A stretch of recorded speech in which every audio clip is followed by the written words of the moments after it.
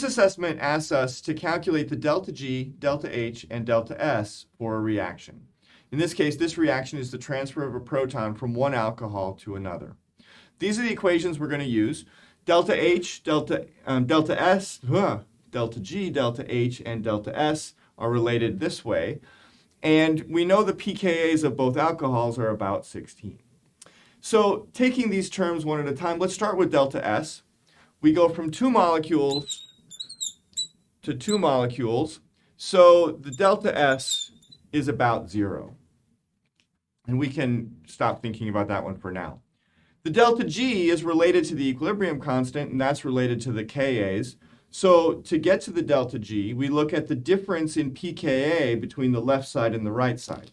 So for the left side of the reaction, the pKa is 16. For the right side, the pKa is 16. And the difference in pKa, the KEQ for the reaction then, is 0.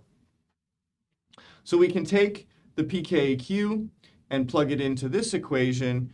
The pKeq is 0. And if we take the negative log of 0, 10 to the minus 0 is 1. That's the KEQ for the reaction.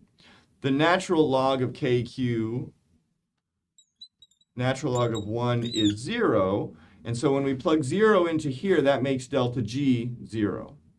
And if we go up here, if delta G is 0 and delta S is 0, then delta H is also 0.